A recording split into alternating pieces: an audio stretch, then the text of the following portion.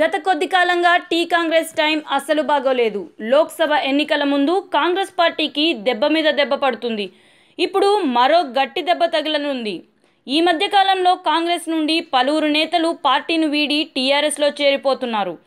ఇప్పటికే కాంగ్రెస్ నుండి ఆత్రం సక్కు, రేగా కాంతారావు, నకరేకల్ ఎమ్మెల్యే చిరుమర్తి లింగయ్య పార్టీని వీడనున్నట్లుగా ప్రకటించిన విషయం తెలిసిందే. తాజాగా కాంగ్రెస్ సీనియర్ నేత, మాజీ మంత్రి సబితా ఇంద్రారెడ్డి టీఆర్ఎస్లో చేరతాననే ప్రచారం జరుగుతోంది. అంతేకాదు తాజాగా టీఆర్ఎస్ వర్కింగ్ ప్రెసిడెంట్ కేటీఆర్తో సబితా భేటీ అయినట్లు తెలుస్తోంది. వీరి భేటీకి ఎంఐఎం చీఫ్ అసదుద్దీన్ ఓవైసీ వారి మధ్య మధ్యవర్తిత్వాన్ని వహించినట్లు సమాచారం. ఈ సమావేశం ఓవైసీ ఇంట్లోనే జరిగిందని, సబితా కుమారుడు కార్తిక్ రెడ్డితో పాటు ప్రధాన అనుచరులంతా టీఆర్ఎస్లోకి వెళ్తున్నట్లు తెలుస్తోంది.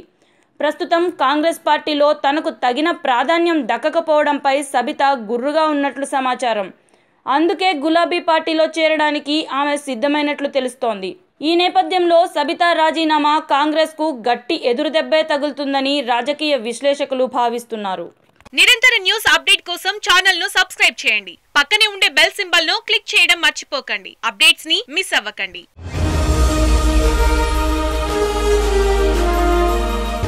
Thanks for watching. Please like, comment, share. Follow on Facebook, Google+, Twitter, Instagram. For more updates, please subscribe Great Telangana TV.